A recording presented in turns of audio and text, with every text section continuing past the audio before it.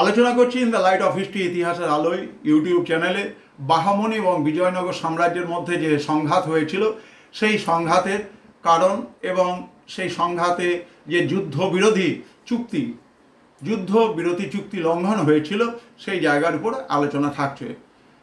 বুক্কা, যিনি কিনা বিজয়নগর সাম্রাজ্যের একজন গুরুত্বপূর্ণ রাজা ছিলেন, তিনি রায়চুর দোয়াব অঞ্চলের মুদগল দুর্গ আক্রমণ করলে 1367 সালে বিজয়নগর এবং বাহামনি সংঘাতের আনুষ্ঠানিক সূচনা হয়।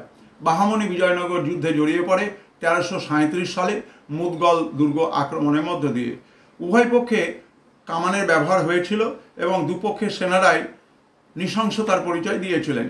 শেষ পর্যন্ত বিজয়নগর এবং বাহামনি দুটো পক্ষই নিজেদের মধ্যে ইচ্ছে প্রকাশ করেছিল এবং যুদ্ধ বিরতি চুক্তি স্বাক্ষর করেছিল।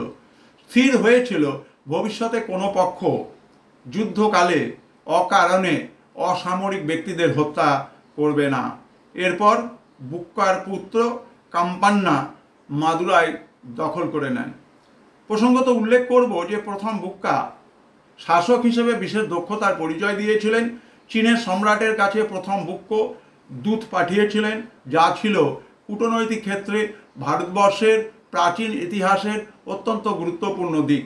দুটো গুরুত্বপূর্ণ প্রাচীন ভারতের ইতিহাসের দিক আমরা তুলে ধরলাম। একটি হচ্ছে যুদ্ধবিরতি চুক্তি পালন করা এবং দ্বিতীয় হচ্ছে আন্তর্জাতিক কূটনৈতিক সম্পর্কে চীনের সঙ্গে দক্ষিণ ভারতের বিজয়নগরের একটা গুরুত্বপূর্ণ পদক্ষেপ। ভাষা এবং সাহিত্যের প্রতি বুক্কো ছিলেন গভীর অনুরাগী এবং তিনি তেলেগু কবি নাচনা সোমনাথ, তেলেগু সাহিত্যের গুরুত্বপূর্ণ কবি নাচনা সোমনাথকে তিনি তার রাজসভাতে স্থান দিতে সক্ষম হয়েছিলেন।